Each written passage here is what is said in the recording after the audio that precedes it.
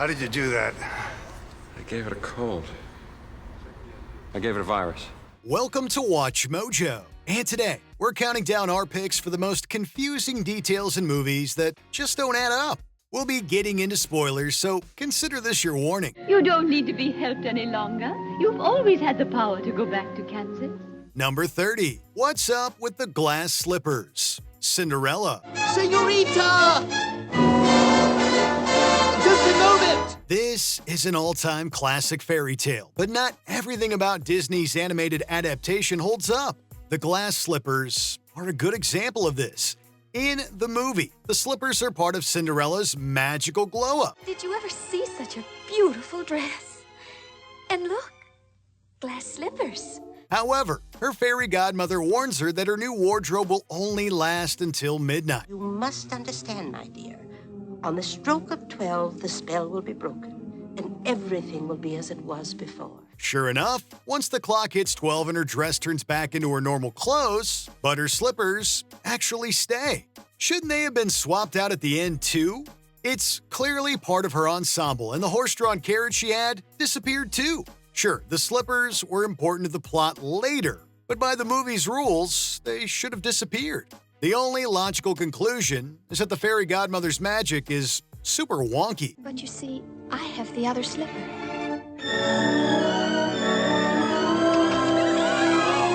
Number 29. Why doesn't Darth Vader recognize C-3PO, the Star Wars franchise? I don't believe we have been introduced. R2-D2, a pleasure to meet you. I am C-3PO human-cyborg relations. The original trilogy immortalized Darth Vader as one of the greatest villains in pop culture history. However, the prequel trilogy had the unfortunate consequence of making Anakin Skywalker, well, kind of dumb. You scrawny dough-pot, Slimo. Seriously, why doesn't Vader notice that the shiny gold android from the Rebel Alliance is actually his own creation?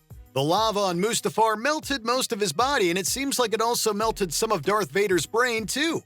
C-3PO wasn't just some random school project he made as a kid. He was a key part of Anakin's life. There's a protocol droid to help Mom. Watch. Where is everybody? Oops. He was even at his super secret wedding, for crying out loud. And yet, in the original trilogy, Vader doesn't pay him any attention. Darth Vader and being a deadbeat dad. Name a better duo. Search your feelings, you know it to be true. No! Number 28. Why didn't Glinda immediately tell Dorothy that her shoes could take her home? Give them back. Keep tight inside of them. Their magic must be very powerful, or she wouldn't want them so badly. Old cinema classics sure had a thing for shoes. In The Wizard of Oz, Dorothy's ruby slippers are revealed to be the tool to get her back home all along. Considering how important getting home was to Dorothy, it's kind of weird that Glinda wouldn't tell her the truth immediately. I'll be home in time for supper. Instead, she sends Dorothy on a dangerous journey across Oz that's essentially pointless.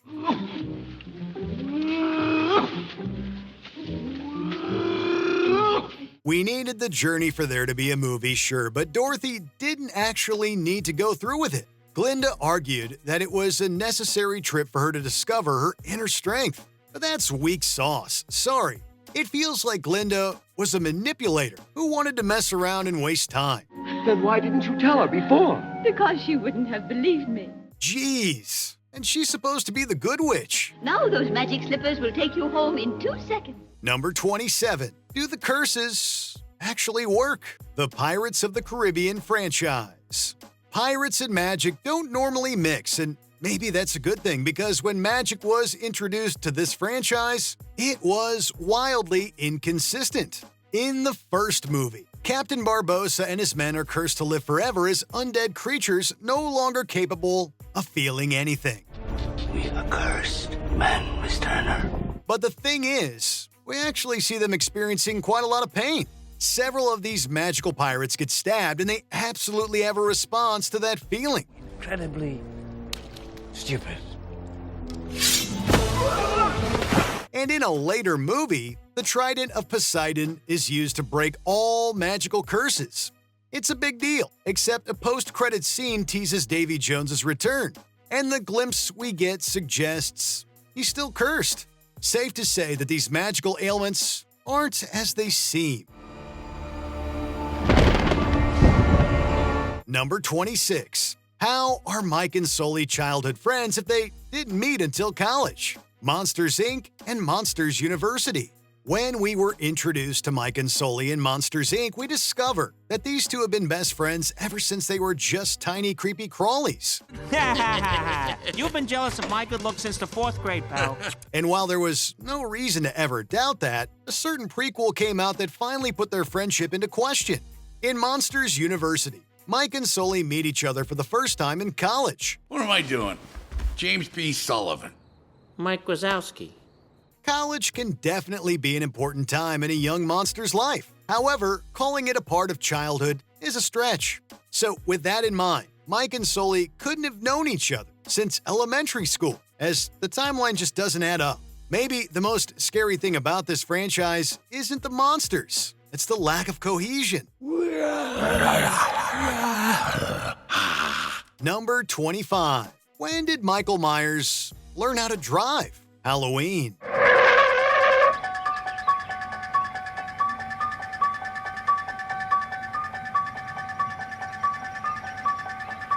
God, can you take a joke? Michael is one of the most demented serial killers in cinema, a character who is nothing but pure evil. We can wrap our brains around that pretty easily, but what we can't understand is how Michael knows how to drive. In the first Halloween, his murdering spree starts with him breaking out of Smith's Grove Sanitarium and driving into his old town. But Michael was locked up in that mental institution as a kid after murdering his sister. So how could he have gotten the time to learn how to drive cars? Did the sanitarium operate right beside a DMV or something? I think he's cute. Hey, jerk!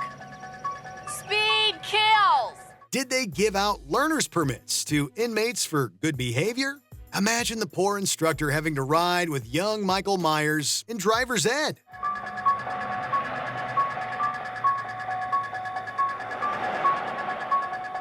Number 24. Couldn't Superman just turn back time to stop every problem? Superman.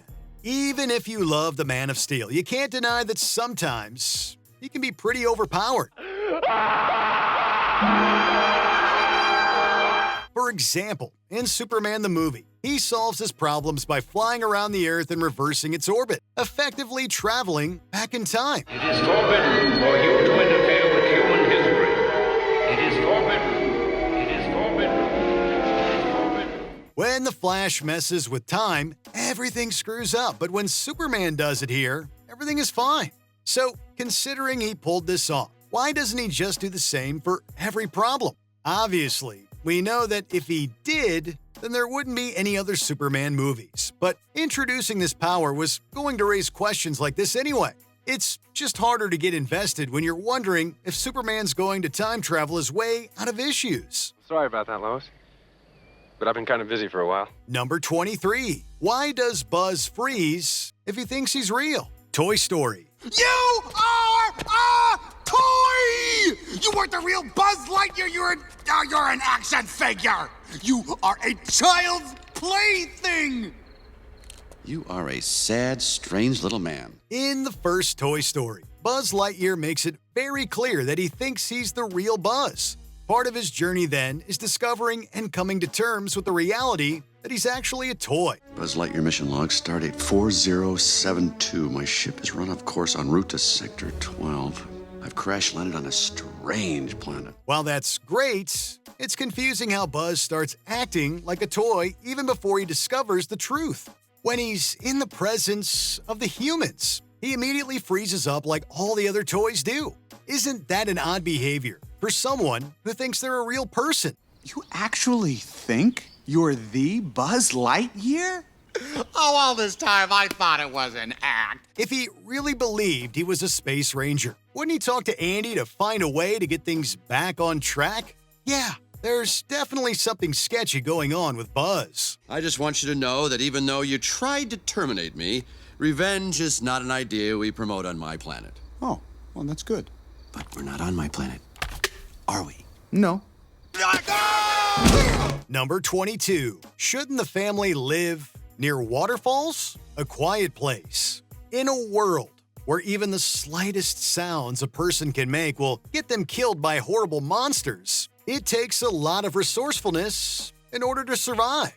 But even though people can barely afford to speak, there are some ways of getting around this.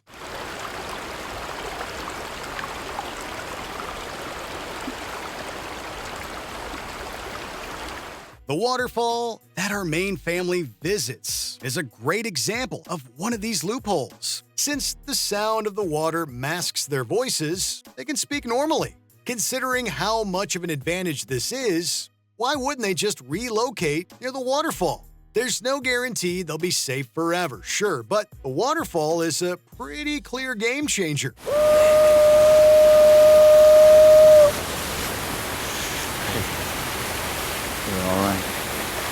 If it can give them the slightest sense of normalcy and safety, shouldn't they move there more permanently?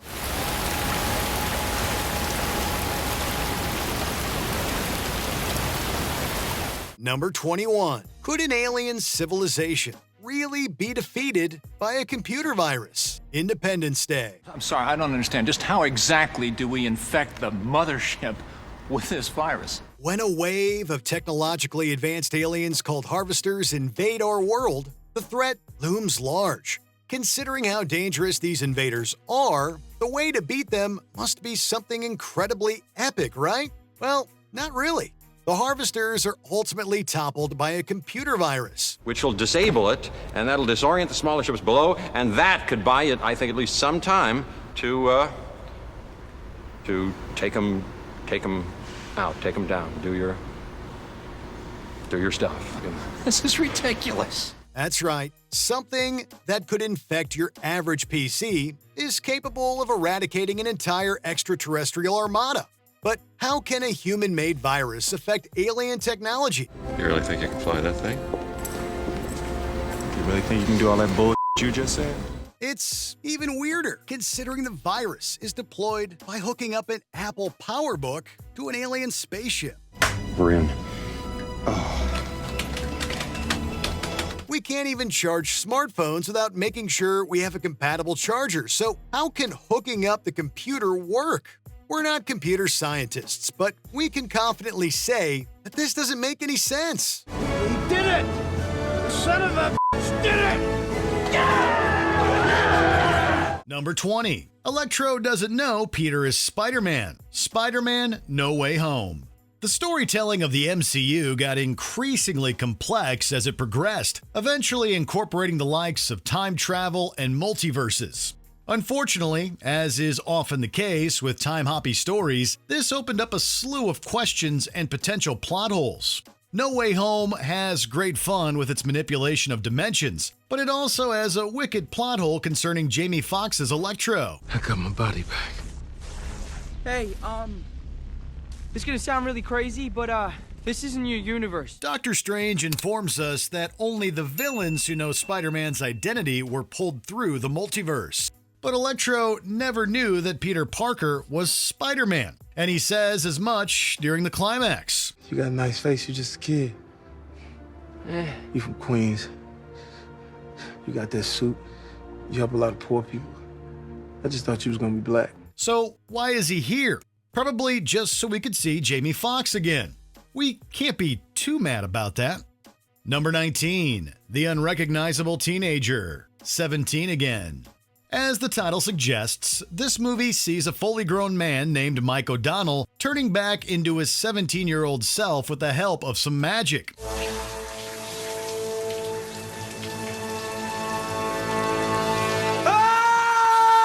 It's established at the beginning of the film that Mike and his high school sweetheart, Scarlett, eventually wed and had kids. Yet when Scarlett meets the younger version of Mike, she barely reacts. Yes, she notices there's a similarity between the two, but she kind of shrugs it off. We know it's been 2 decades, but surely she would have instantly recognized the teenage version of her own husband. She was even dating him at the time that he looked exactly like this. Heck, one look at the yearbook would prove that it's more than just a strong resemblance. How you doing? Hello, how are you? Good, how are you? Good. Wow, it's gonna take some getting used to. Number 18, Whistler's Resurrection, Blade 2. This might be an example of a sequel bringing back a fan favorite character, even if it doesn't make a lick of sense within the context of the story. In the first Blade, Abraham Whistler is infected and takes his own life with a special vampire-killing bullet. We even see Whistler's hand dropping, indicating that he's dead. Yet, Blade 2 opens with the titular hero saving his mentor from confinement in Prague. Apparently, Whistler was too late with the gunshot, as he had already started transforming. But that doesn't add up, because the bullets in that gun are explicitly designed to kill vampires and turn them into ash. Why was Whistler immune to it? And why was he still intact?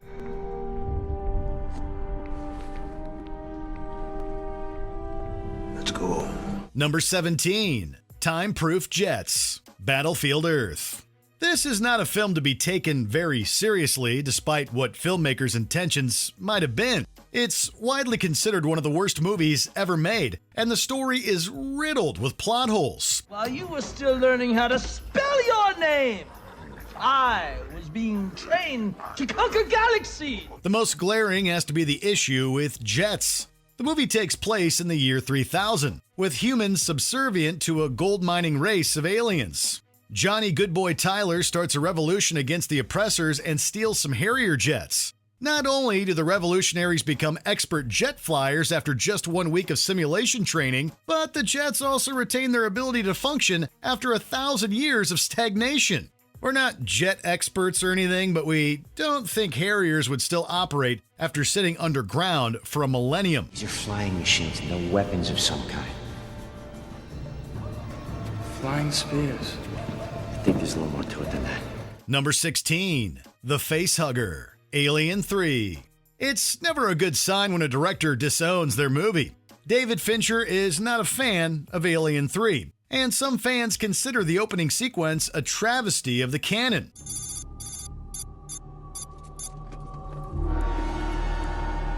The story begins in somber fashion, with Newt and Hicks dying in a pod crash. The escape pod was jettisoned from the Sulaco owing to the presence of a facehugger, which emerged from an egg that the alien queen had somehow planted in the previous movie. But did she? She didn't bring any eggs from the nest, and even if she did, she didn't appear to have any time to emerge from the dropship and plant one aboard the Sulaco. There's simply no logical way that the egg ended up on the spaceship. There was one survivor, 2 dead, and a droid that was hopelessly smashed beyond repair. Number 15. Cipher plugs himself in. The Matrix. This movie is about as close to sci-fi perfection as you can get, but alas, there appears to be a glaring issue. Cipher meets with Agent Smith inside what's presumably the Matrix to discuss his betrayal of Morpheus and Zion. I'll get you what you want. Access codes to the Zion mainframe. No, I told you I don't know them. I can get you the man who does. However, Cipher would have theoretically needed someone to plug him and take him back out again. Therefore, his betrayal would have been revealed to whoever's monitoring him. Cipher's usually in charge of operating, so maybe he constructed some kind of function, allowing him to enter and exit without help, which is why he's so startled when Neo interrupts him? But that's pure speculation and isn't made clear. And what about getting to broadcast depth without a captain's order or knowledge? Maybe he was actually in a construct and working with the machines and the agents? Who knows? God damn you, Cipher. Don't hate me, Trinity. I'm just a messenger. Number 14. The Prince's Age, Beauty and the Beast. Even Disney's masterpiece isn't without mistakes.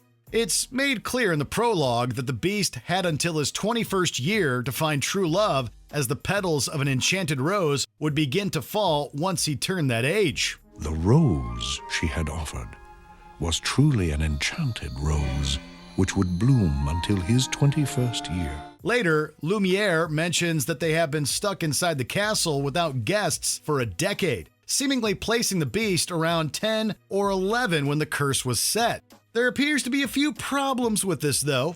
One, what is with that enchantress putting a curse on a preteen? Rebelliousness is normal at that age and certainly not worth a wicked curse. Admittedly, social norms towards kids were different back in the 18th century, but still. And two, the beast rips apart a portrait of himself, and the portrait shows a man much older than 10 or 11. Yeah, people seemed to age faster back in the 1700s, but not that fast. Ashamed of his monstrous form, the beast concealed himself inside his castle. Number 13. What happened to the crew? The Lost World, Jurassic Park. While this sequel fails to measure up to its iconic predecessor, it nevertheless contains a riveting climax. A T-Rex is brought back to the mainland and wreaks havoc through the streets of San Diego.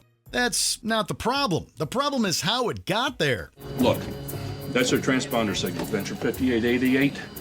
They're headed into port, but I can't raise them. When the ship arrives at port, the entire crew is dead. There's no damage to the ship, and the T-Rex is still confined in the hold. So, just what the heck happened to everybody? The answer reportedly lies in a deleted scene. The idea was to have velociraptors infiltrate the ship and kill everyone, but this scene was abandoned. However, other sources claim this is incorrect and that the storyboards sent to auction demonstrate instead that the T-Rex somehow got loose and unleashed the destruction. Neither scenario is shown or referenced, though, meaning that the inclusion of the aftermath of a removed attack resulted in a plot hole. Oh my God. Where's the crew? All over the place. Number 12. The issue with time. Gremlins.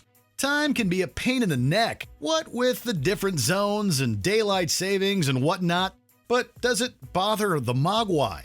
These little creatures come with 3 important rules, one of which is to never feed them after midnight. And probably the most important thing, don't ever feed him after midnight. Okay, that's fine in theory, but what exactly constitutes midnight?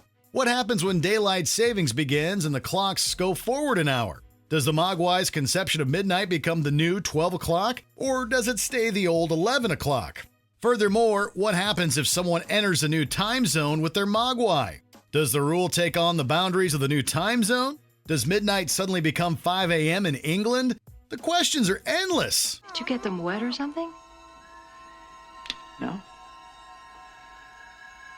Did you feed them after midnight? Number 11. The conservation of mass. Ant-Man. The problem with superhero movies is that they often fly in the face of logic. We don't typically mind, but Ant-Man falls into a lot of traps when it comes to physics. The biggest offender is that the movie seemingly ignores its own rules about the conservation of mass. When your small energies compress, so you have the force of a 200-pound man behind a fist 1/100th of an inch wide, you're like a bullet. Despite having the weight of a fully grown man, Scott in his Ant-Man suit is able to ride ants and jump on guns without causing the wielder to buckle. Heck, he even carries a shrunken tank as a keychain, even though it should weigh thousands of pounds. Ant-Man is a fun movie and a technical marvel, but there's tons of holes when it comes to the abilities of its central character. Whoa, that's so cool, bro! Now look, this is gonna get weird, all right? It's pretty freaky, but it's safe. There's no reason to be scared. Number 10. Nothing about the plan makes sense. Batman Begins. The big plan of Batman Begins is to spike the city's water with an hallucinogen and vaporize it with a microwave. The water will go airborne, people will breathe in vapor LSD, and sheer madness will ensue. Water supply won't help you disperse an inhalant. But unless you have a microwave emitter powerful enough to vaporize all the water in the mains. Only this horrible plan is riddled with holes. The water inside the metal supply lines probably wouldn't be vaporized. What about the citizens presumably taking showers and boiling water, thereby inhaling the vapor, then going crazy too early and completely foiling the plan? Furthermore, wouldn't all the humans in the immediate vicinity just sort of blow up once the microwave was activated? Then again, this film series is seemingly full of magic, as it appears that Batman teleports from the prison to Gotham in The Dark Knight Rises. You missed the spot. If you're working alone, wear a mask. Number 9. Minerva McGonagall's lifespan. the Fantastic Beasts franchise. Plot holes aren't new to the Harry Potter franchise. For example, the very concept of time turners opens up a slew of problems that aren't really addressed. But what bugs us the most is the inclusion of McGonagall in the Fantastic Beasts series. Out of here.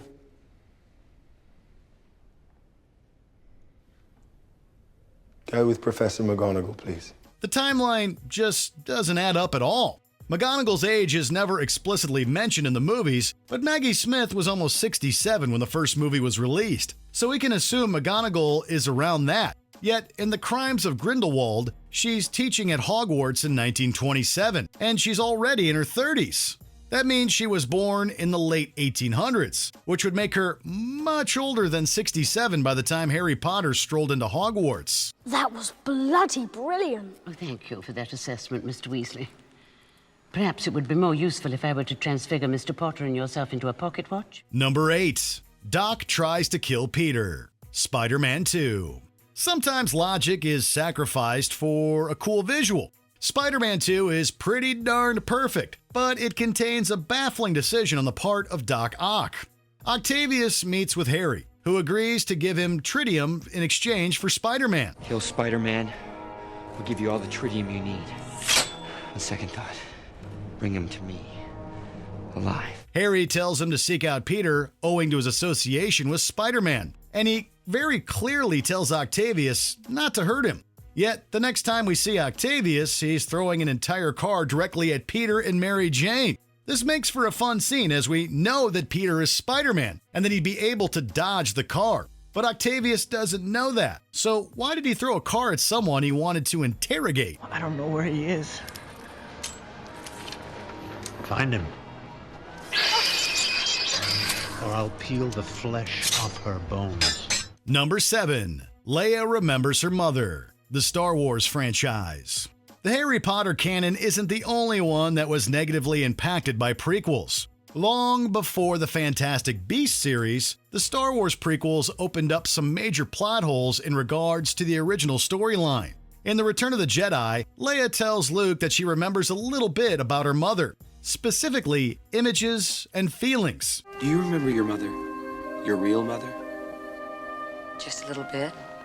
She died when I was very young. She gets a bit more specific, explicitly mentioning her mother's beauty and personality. Yet in Revenge of the Sith, Padme clearly dies right after childbirth. Newborn Leia couldn't remember anything about her mother, let alone that she was beautiful and sad.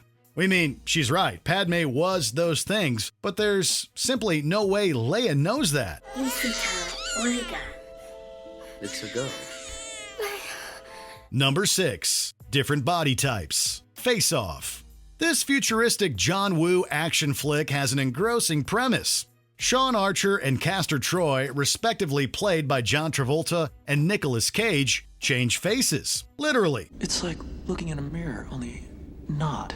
Through a highly advanced procedure, Sean and Castor swap both faces and voices, successfully allowing them to imitate each other. But the face transplants in this movie don't alter things like body type, height, or muscle mass. The differences in body type are sort of brushed off by Dr. Walsh, who explains that they'll be handled very briefly and minimally, if at all. We'll use laser shears for the hairline, micro plugs for body hair.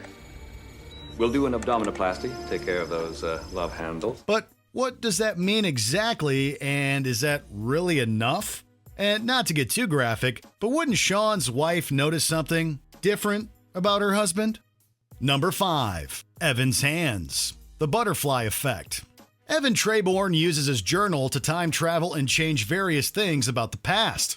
But once Evan alters the past, the new timeline will be the only one that people remember. You wouldn't believe me, but in this case, it's not even worth trying. For example, if Evan A goes back and changes something as Evan B, no one will know Evan A. That's all thrown out the window with his prison cellmate. Evan proves that he can time travel by impaling his palms as a child, thereby giving himself scars. In the new timeline that he created with the impalement, Evan would have already had the scars and maybe wouldn't even be in prison. Yet the same cellmate from before reacts with complete shock when he sees Evan's hands. Stigmata, man. What'd you see? What did it look like?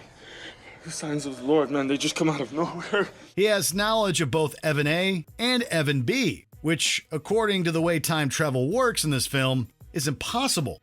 Number 4. Face Shot, The Karate Kid. In this iconic climax to the classic movie, Daniel LaRusso stands on one leg and delivers a winning kick to Johnny's face. Finish him!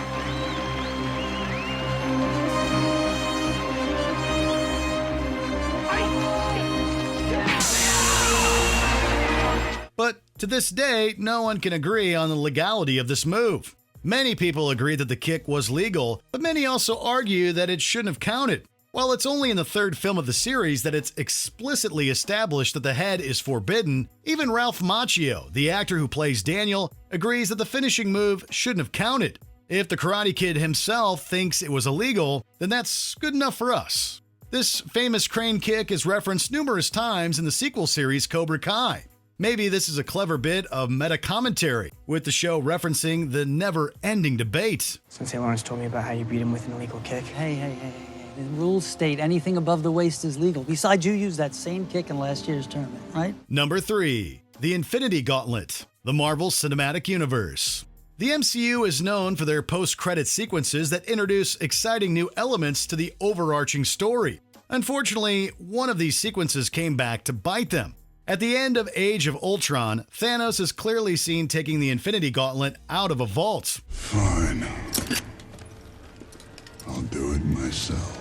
However, within the timeline of the MCU, this would have occurred years before Thanos actually acquired the gauntlet from Eitri. The writers of Infinity War, Christopher Marcus and Stephen McFeely, jokingly answered that the one seen in Age of Ultron was a practice gauntlet. It's a funny response, but it really doesn't do much to close the gaping plot hole. What did it cost?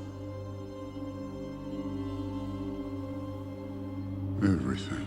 Number 2. The Poster, The Shawshank Redemption. One of the most famous escapes in movie history sees Andy Dufresne tunneling through his cell wall, traversing the sewage pipe, and emerging in a culvert outside the prison, where he basks in the rain. It's a wonderful sequence, but it's marred by one major problem.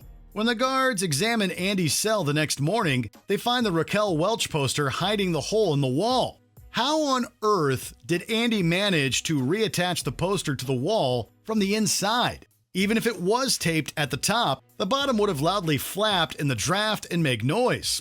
Furthermore, a guard would almost certainly have lifted that poster during a routine cell check to look for contraband, thereby finding the hole. Or at least they should have, if they were doing their jobs properly. What do you mean he just wasn't here? Don't say that to me, Hay. Don't say that to me again. But, sir, he wasn't. I can see that, Hay. Think I'm blind? Before we continue, be sure to subscribe to our channel and ring the bell to get notified about our latest videos. You have the option to be notified for occasional videos or all of them. If you're on your phone, make sure you go into your settings and switch on notifications. Number 1. Water. Water everywhere. Signs. A good 90% of signs works exceptionally well. It's just too bad that everything falls apart with the ending. Swing away, Meryl. Meryl. Swing away. In a twist that no one would consider one of Shyamalan's best, it's revealed that the aliens are weak to water. And it's not like a small allergic reaction. No, the water seems to act like acid and melts them to death. So why, pray tell, did these aliens invade a planet that is over 70% water? They could certainly tell that from space, what with the enormous expanses of blue and all. Sure, maybe they didn't know what water was or that it hurt them. But still, maybe next time, do a little preliminary research on the planet you're about to take over. What's the matter? There's a monster outside my room. Can I have a glass of water? Are there any other puzzling plot holes we missed? Let us know in the comments. Just wish we could see Peter.